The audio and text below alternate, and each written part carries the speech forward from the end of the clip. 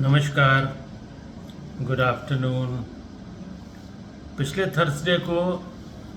मैंने ये कहा था कि भाई जब हम हार्ट फेलियर के इलाज का जिक्र करते हैं तो कभी कभी ऐसा होता है कि तमाम दवाएं देने के बावजूद भी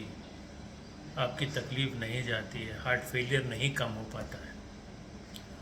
थोड़ी डेस्परेट सिचुएशन हो जाती है कि भाई दवाएं इतनी खा रहे हैं, सब कुछ कर रहे हैं, परहेज़ भी कर रहे हैं, लेकिन फिर भी हार्ट फेलियर नहीं जा रहा है और वो तकलीफ़ दिए जा रहा है।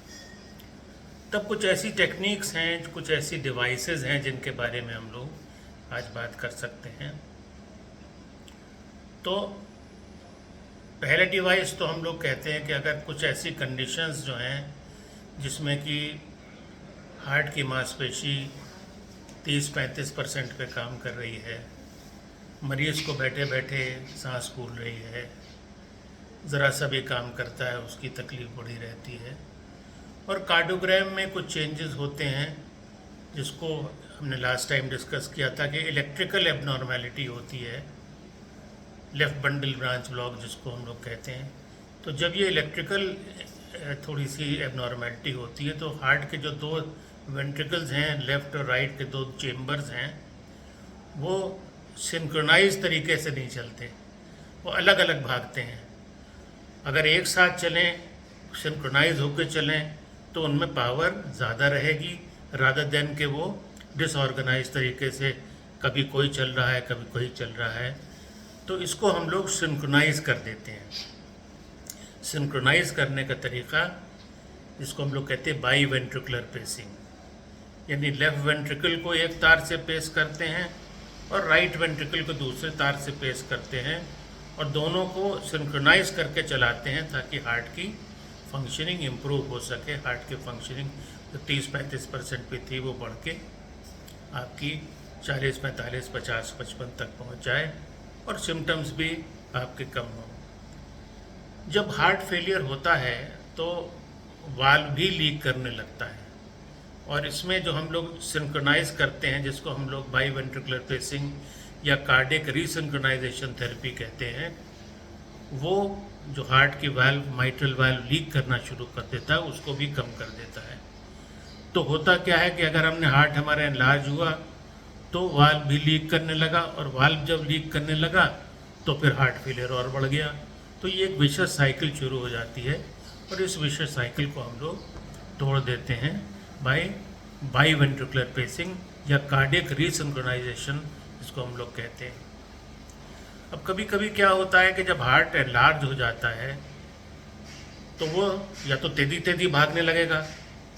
और या बहुत स्लो हो जाएगा। तो जब बहुत स्लो होता है तो उसको हम लोग कहते हैं कि भाई ये हार्ट ब्लॉक हो गया या साइनस स्लोइंग हो गई या कार्डियक अरेस्ट की तरफ जा रहा है।